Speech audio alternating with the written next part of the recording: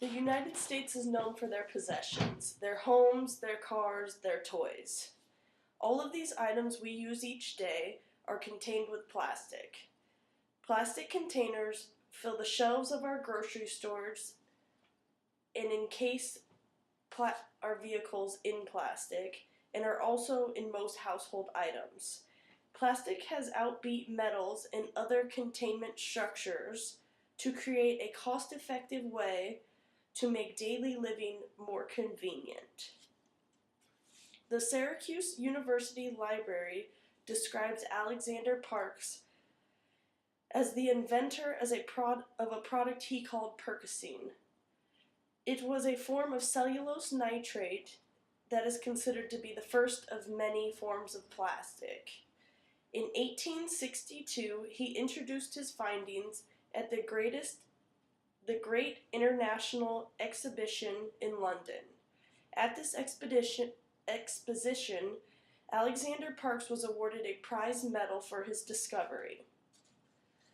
Described by Dr. Craig Frederick, plastic is made from preparing raw materials such as crude oil and combining them with monomers, then carrying out polymerization reactions, which then processing the polymers into polymer resins.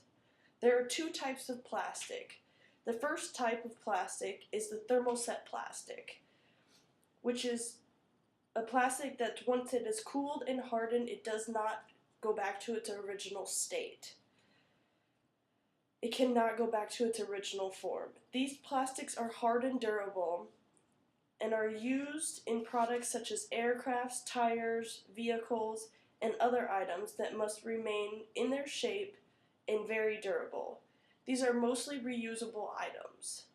The second, less durable type is the thermoplastic. These types of plastic, when heated, will return to their original state and are most often the non-reusable products, such as plastic bottles, bags, or medicine containers.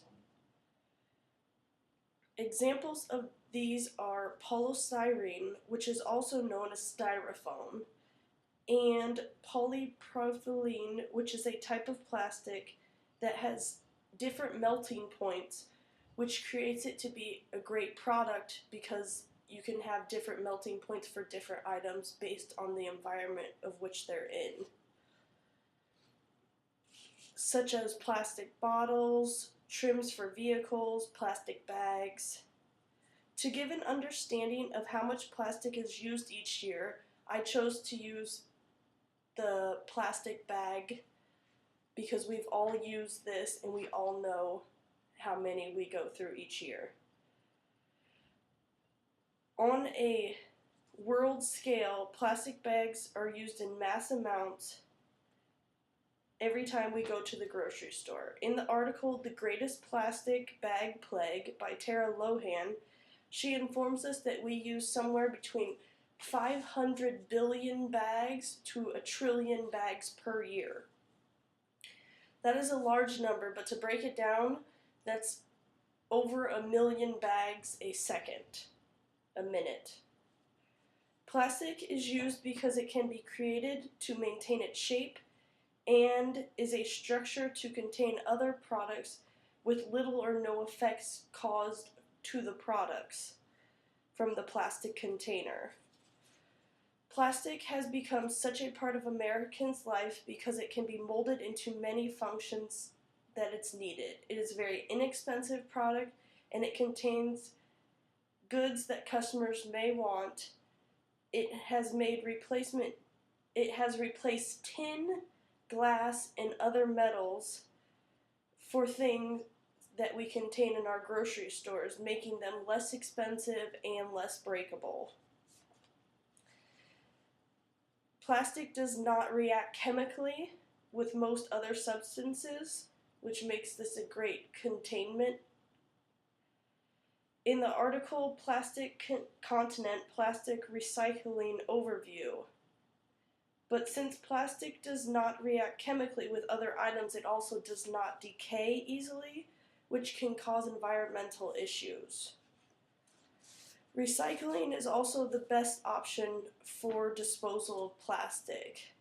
They place small numbers on each form of plastic, 1 through 7, 1 being the most common uses of plastic, such as plastic bottles, medicine containers, and then going all the way down to 7, which is the plastics that normally are not recycled because consumers don't know really what to do with them because they're such large products.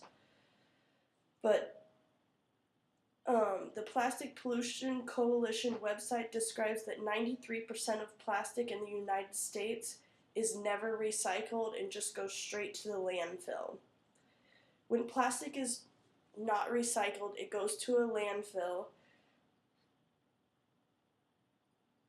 or when plastic is not recycled, it either ends up in a landfill for thousands of years because it takes so long to break down, or it ends up getting into water sources, where it can end up being on beaches, making it unsightly, or it can make its way all the way to the ocean and floats around until it reaches ocean gyres, which are where ocean currents meet together and create a circling motion that contain all of the trash and pollution.